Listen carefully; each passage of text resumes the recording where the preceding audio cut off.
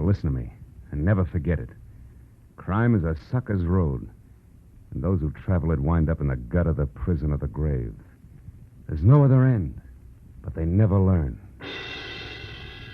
It was ugly from the start this time. Vicious blackmail that mushroomed into murder, and all because a wild artist on a hilltop, a man in a wheelchair, and a red-haired manicurist were held too tight together by one small ebony link. From the pen of Raymond Chandler, outstanding author of mystery, comes his most famous character and crime's most deadly enemy as we present The Adventures of Philip Marlowe.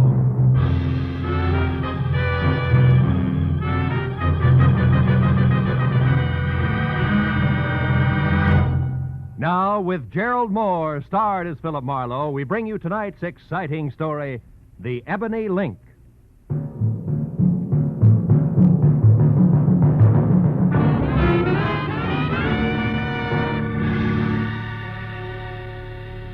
I'd spent a dismal day tracking down another wise guy who thought he could see fast money over the sights of a 45, but who ended up like they all do. He was flat on his face in an alley, his life dripping into a sewer. It was what he deserved, and the only feeling I got from it was that I wanted a bath bad. So I went home, but when I stepped out of the elevator and started down the hall, I knew I'd have to postpone it. Because leaning on my doorbell was a redhead who looked very good from a distance. But she lost ground with every step I took. Because the closer I got, the more I saw of a mouth shaped by indecision. Of eyes that were nothing but mascaraed caginess and shallow green. And flashy clothes that carried the kind of bargain basement label you can't tear off. Good evening. Looking for me? Yeah, you're a private detective named Marlowe. I am. Come on in. Have a chair, miss. Johnson, thanks. What's your difficulty, Miss Johnson? Oh, it's not me. It's my sister up in Santa Barbara. Can you go there right away, 812 Seaview Road? Maybe you should tell me what it's all about, huh? Well, she loaned a gentleman friend of hers some money. Okay. That's enough of the sister act, baby. What's the gag? Gag? Wait, I don't think I understand. Number one, there's no 812 on Seaview Road. It runs into the ocean at the 600 block. I know. I used to live there. But Number two, when picking a phony name, Johnson is the second most popular in the book. Yeah, but and number three, baby, me hiring out as a patsy of any kind is lousy for my business. So you better... Stick him up. Oh, no. I mean it, and I'll shoot if you follow me. Okay, kid. Just don't slam the door on your way out. She backed out fast, pulling the door closed as she went. I gave her 5 seconds head start and then looked in time to see the top of her hat disappearing down the stairs. But before I could follow her, the elevator gate slid open and a dapper man with a square face I'd seen somewhere before hailed me. Certainly glad I found you, sir. Remember me? Ramsey, Mr. Ivan Pack's chauffeur. Oh, yeah. He wants to see you, sir. Says it's very urgent. Yeah, but Well, okay, Ramsey. Where's Mr. Pack now? Waiting downstairs in the car, sir. I'll Oh. show you. We tried your office first, but it was locked. We're afraid you might have gone out of town. You aren't going, I hope. No, but it was close. By the way, how is Mr. Pack these days? Still confined to his wheelchair? Yes, sir. But he gets around fairly well with me to help him, of course. Mm-hmm. What's the matter, Mr. Marlowe? Looking for someone? Not exactly, Ramsey. Chances are she ducked out the back way and still running. Oh, I beg your pardon, sir. This way, Mr. Marlowe. Here we are. Oh.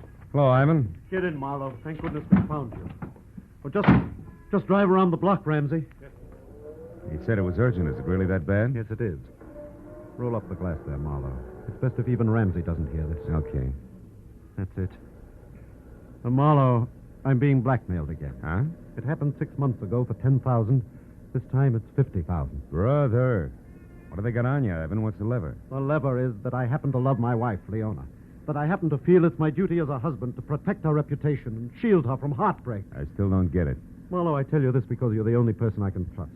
Leona spent a year in prison back east when she was a kid, but that's nothing to be ashamed of all your life. I know. Take it easy. I'm sorry. Bluntly, I can't afford to throw that much money away. On the other hand, if I don't pay, they threaten to expose Leona as a jailbird. She couldn't stand that, Marlowe. Mm-hmm. I know her. She ran away the first time this happened. Said she wouldn't be that kind of burden to me. If she finds out about this new demand, she may do something even more desperate. Blackmail's always tough. Who's doing it? I don't know. More, all we have to go on is this letter. Let's see it. Here. It's got an L.A. postmark. The stationery is a high grade that doesn't match that cheap envelope. Mm-hmm. The top of the page has been cut off, see? Yeah. Strange backhand, too, huh? Hey, this demands a payoff by 12:30 tonight. Why didn't you give me more time? I just got the letter this afternoon. Yeah. Look, Marlowe, I realize what you're up against. Try, will you? Find out who wrote that letter. I have two alternatives. Pay him or kill him. Well, I'm no killer. I'll pay if I have to. But maybe, with luck and your help, we can find a soft spot in his armor. What do you say? Well, I'll try. Don't take any bets, Ivan.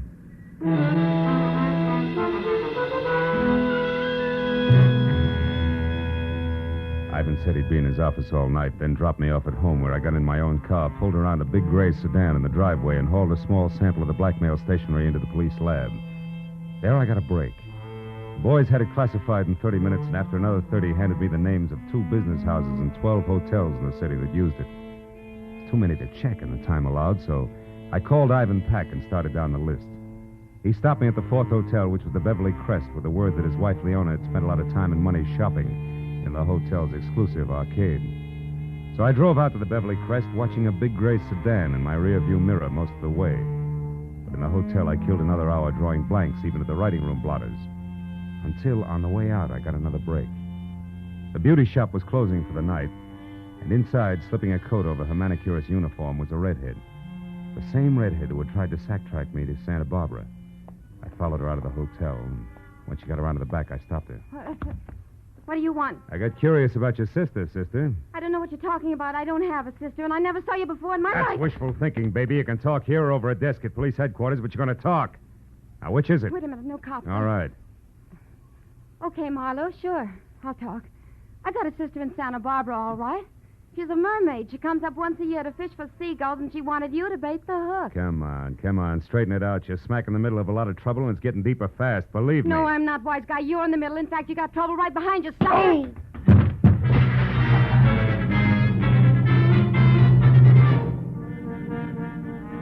By the time I got untangled from the ash cans, all I could see was the back of a big gray sedan taking a corner so fast I only caught the last 3 numbers of his tag. 440. But as I stood up and dusted myself off, I saw something black and shiny. It was a 5-sided ebony cufflink. I dropped it in my pocket as I went inside the hotel again. A 5 to a bellhop got me the manicurist's real name, Rhea Fleming. But even a 10-spot failed to raise her address, so I called my client again, tried Rhea's name on him. When that missed, I asked permission to go and see Leona about it. That got me 60 seconds of argument, 10 of dead silence, and finally a very reluctant okay from Ivan. 20 minutes later, I pulled up at 94 Camden Drive. In front of a house sprawling in Spanish that was home to Ivan and Leona Pack. And the delicate dark girl with the shy gray eyes who answered the door was Leona herself. Yes? I'm Philip Marlowe from the Sequoia Credit Adjusters, Mrs. Pack. I'm told you patronize a manicurist, Miss Rhea Fleming at the Beverly Crest Hotel. Why, yes, occasionally. Is anything wrong? Oh, no. Nothing serious at all. May I come in? Oh, of course. I'd like to ask you a few questions about Miss Fleming. Well, I really don't know her very well. Oh, I understand that. But you might know where she lives, for instance, huh? Well, I did happen to drop her off one evening Oh? at the corner of Sunset and Mariposa, I think. Oh, won't you sit down, Mr. Oh, Morrow? thanks. Where did she live before she came to Los Angeles? I have no idea. You don't, huh? Well, do you happen to know if she writes in a heavy, angular backhand? A heavy... Mm-hmm.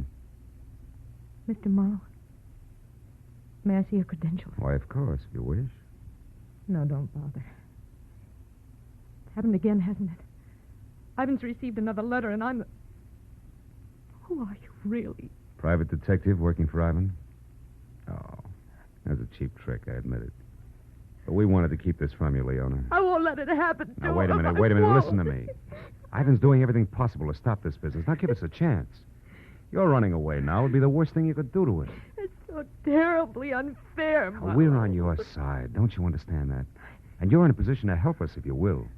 Marlowe, is it Rhea Fleming? Well, she's in on it, but not alone. She doesn't have the brains. But whoever is behind it belongs to this ebony cufflink. Ever see it before, Leona? Think hard. No, I haven't. Oh, it's too bad. Well, do you happen to know anybody who drives a big gray sedan? The license number ends in 440. That might be Bruce Morachek. Morachek, who's he? An artist Ivan hired to do a portrait of me. Mhm. Picture isn't finished yet. It may never be. Bruce is too temperamental and exacting, but Why did you ask about him, Marlowe? Yeah, because I've been tailed by a gray sedan since I first started in this mess. Oh, it couldn't be Bruce. I'm sure of that. Now, we'll see. And, Leona, until you hear from me again, promise you won't do anything rash, huh? Where are you going now, Marlowe? Put some pressure on Rhea Fleming. Her character has all the sterling qualities of mud pie, and I think she'll crack just as easily. So long, Leona. I'll call you. In spite of what Leona had said, I still thought there might be more to Bruce Moracek than ever got on canvas. When I was out of the house and halfway to my car, I knew I'd have a chance to find out because across the street, a door flew open on a big gray sedan. And better than 6 feet of swarthy but handsome man clambered out and rushed toward me. It wasn't the lock of black wavy hair that dangled dashingly over one eye, but the fact that his hands were curled into very large fists. It gave me a definite them or us feeling about him, and the closer he got, the more certain I was that I'd have to let him have it first. When he got within reach, I did just that. Ha! And while you're thinking that one over, chum, try this. How long have you had on that polo shirt? Speak up. All day. Confound you. But you don't have to knock me down to find that out, you idiot. No, it was faster that way, and I'm not through yet. You've been tagging me all night, and I don't like it. How come? You wouldn't understand. Try me. Come on. I haven't got much time. All right. Until yesterday, I was working on a portrait of Mrs. Pack. Yeah? She's an exquisite subject, but I quit because it became impossible. Mm-hmm. She's being so upset by something or someone she doesn't even look like the same person from one day to the next. And that's supposed to explain why you've been tailing me all over town? I told you wouldn't understand. A portrait artist is not only a painter. He isn't, huh? He must be a psychologist, a doctor, even a detective, if necessary, when his subject's beauty is being destroyed before his eyes. Oh, come on. It's true. Hey. So I followed Mr. Peck to you and you to the Beverly Crest Hotel because you are up to something. I want to know what it is. Mm-hmm. Naturally, it wasn't you who put the slug on me at the hotel, huh? The what? The slug. Slug. No. I saw you walk around to the back, but the time I got there, a car was driving off. I thought you were in it, so I tried to follow, but I lost it. Yeah? And then I came up here. Well, let me tell you something, Moracek, for your own good and your subjects. If you're on the level, go home, and if you're not on the level, brother, you better get out of town while you still can. Good night. I looked back just before I turned the corner, and Moracek was still standing where I'd left him. So I drove out to Sunset and down to Mariposa, where I parked and started walking. And why, it was more than an hour ringing doorbells, interviewing kids, husbands, and homemakers, and running down false leads before I finally found the mailbox labeled Rhea Fleming, rear, in a brown stucco 2 blocks south. I hacked my way through the underbrush hugging the front house to a converted guest cottage in the back, numbered 8811. I didn't bother to knock. I just walked in. Hey, darling, I was beginning to think you'd never get... Milo, get out. Get out of here or I'll scream. I scream louder. Who's the boyfriend you're expecting, Rhea? I don't have a boyfriend. It wasn't your grandfather that piled me up at the hotel tonight, baby. It's your last chance. Who was it? I don't seem to recall the incident you refer to, Marlo. Now, listen, jerk. You're in a rotten blackmailing game right up to your earrings. And what's more, your extortion letter went through the mail. Did you get that? That's a federal rap. You can't beat it. I'm going to see that you don't because I'm sick and tired of fooling with you. You're too stupid to realize when you're licked. Federal rap. I didn't know that, Marlo. Who are you calling? Cops, of course. I'm through. I'm putting you out of circulation right now. No, wait. Don't do that. I'll tell you who's with me. Okay. No, I can't. Rhea, come back here, you fool! No. Rhea! Holy smoke. Rhea, who was it? Who did this? Gee, I didn't figure it'd go this far. I just didn't realize No, I guess you didn't, baby. One down and one to go.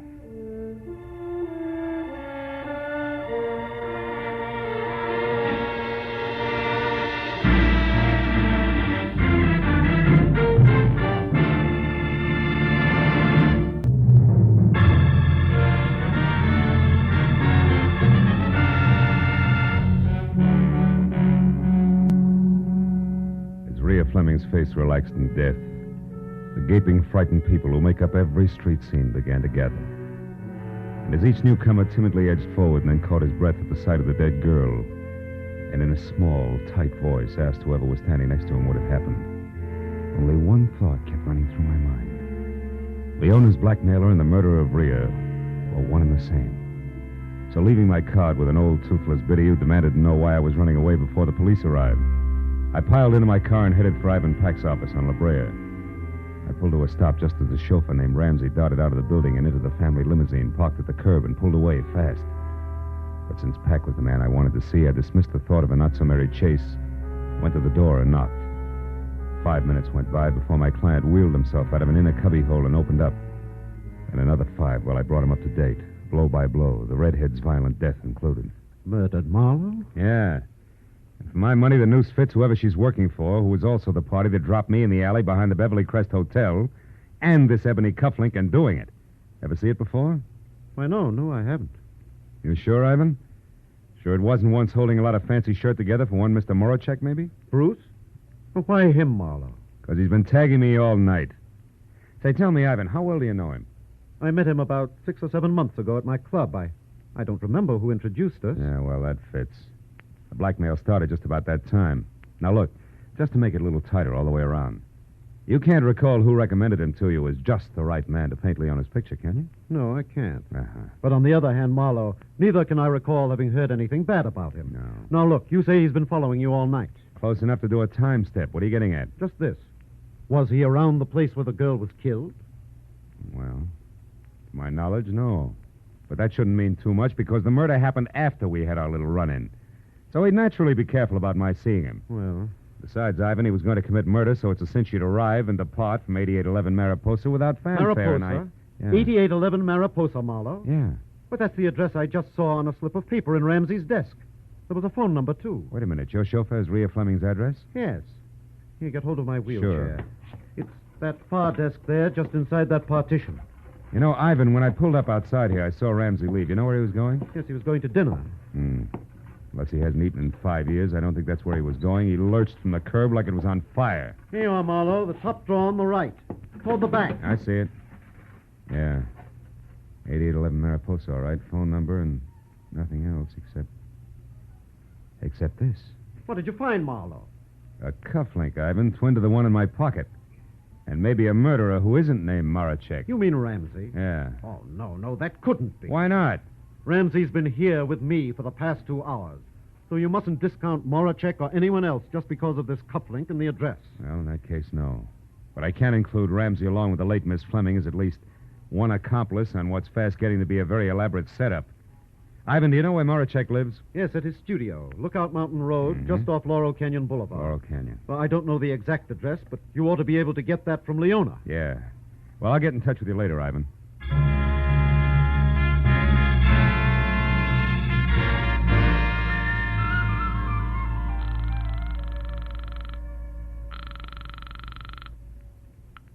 Hello?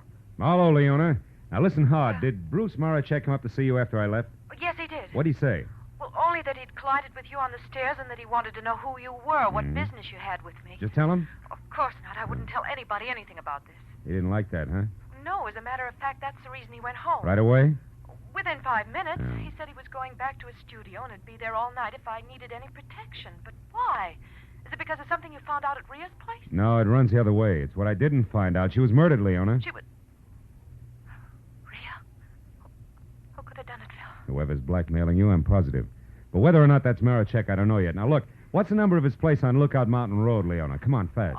173. 173. Oh, Thank Phil, you, must and be... goodbye.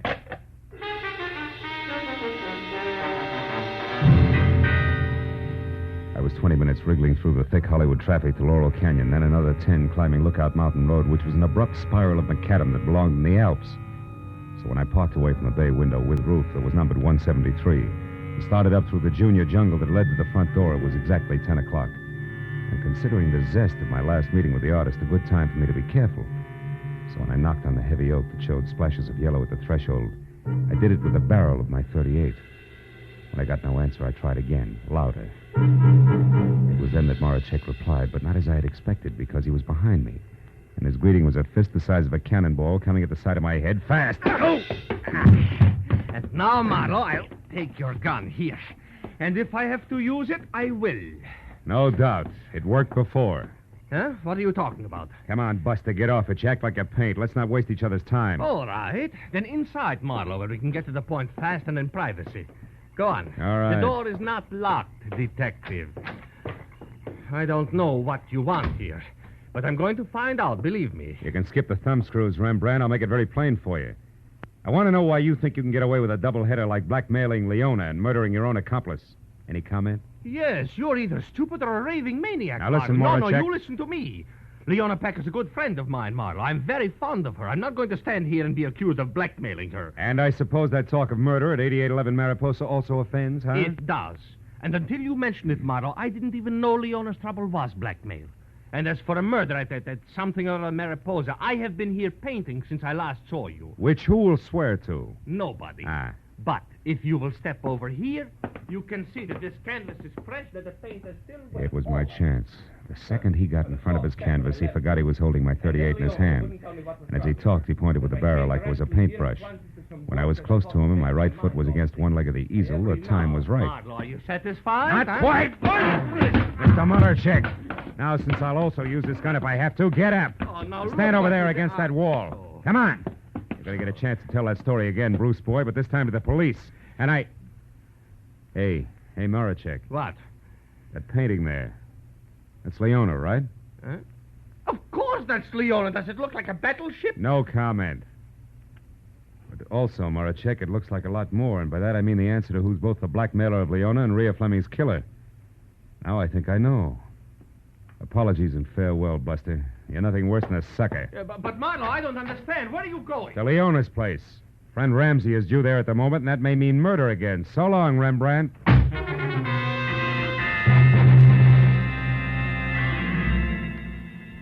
Once I was off the mountain, back onto Laurel Canyon, then over to Sunset, and pointed toward Beverly Hills and Leona's house on Camden Drive. I kept my right foot heavy on the accelerator and my mind working just as fast. Because no matter which way I added things, I was still basing a lot on a little, and a few important points shy of figuring the whole deal. And 5 minutes later, when I was parked and walking toward the door of number 94, nothing was any clearer. But then, it didn't seem to matter because when I glanced in a side window as I reached for the doorbell, I saw Leona sitting alone on the edge of the couch like it was going to blow up any minute. Her face, which was frozen in the half-crazed expression of the condemned man watching his executioner sharpen an axe, told me that Brother Ramsey was already present, and probably out of my view with at least a gun in his hand. But since I'd gone this far on what I knew to be a very sorry case, I decided to play it chin out and hand tight over 38 in pocket. Who is it? It's me, Leona Marlowe. Oh, 1 minute, Marlowe. I look a sight. Not a bad one, though. Alone? Yes, come in, won't you? I've been expecting you. Yeah. Well, I just left Moracek, Leona. I was wrong about him being your blackmailer, I mean. Of course you were. That's what I tried to tell you on the phone, Phil. What finally convinced you? A picture. You mind if I sit down? I've been doing a lot of running around tonight. Oh, of course. What picture, Phil? Oh, the one he did of you. I can't say much for it, though. No, it isn't too good, is it? Mm-mm. But... How'd it tell me the boy genius, wasn't it? Yes, I'm interested. Oh, you should be, Leona. It was a blouse you had on, remember? A white one with cufflinks. Cufflinks? Mm-hmm. Ebony ones, like this.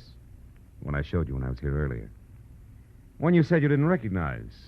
The one out of the set you must have given Ramsey as a present after Bruce Moracek was through painting your picture.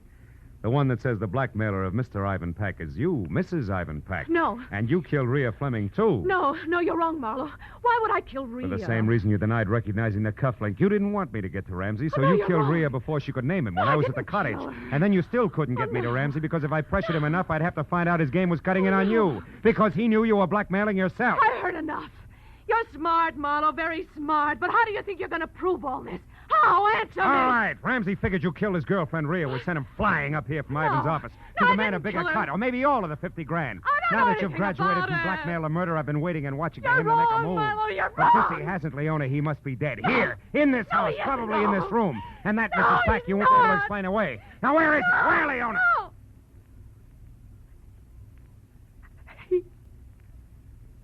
He's there, Marlowe. Behind the couch.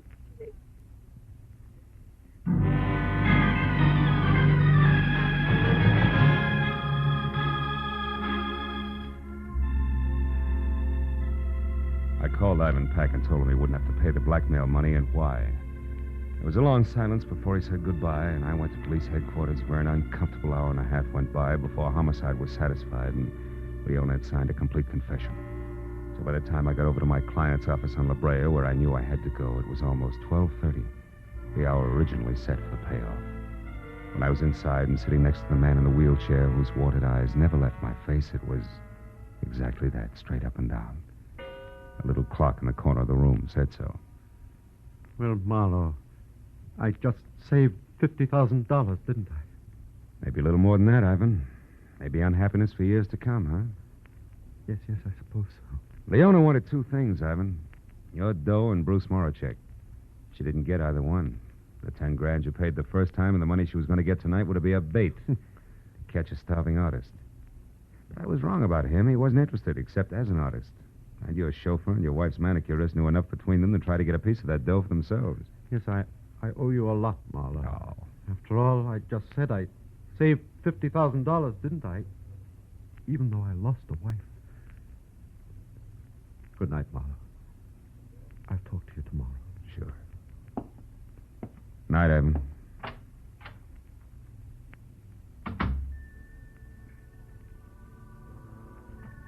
Outside, the night air was clear, almost cold. Felt good against my face, so when I got to where my car was parked, I didn't get in right away, but stood next to it. Thought about Ivan Pack, two people he trusted most, his wife and his chauffeur. One already dead, the other soon would be. I reached into my pocket for a cigarette and came out and stayed with the cufflink. The ebony cufflink. Jet black, clear through. I dropped it into the gutter where it belonged, then got into my car and went home.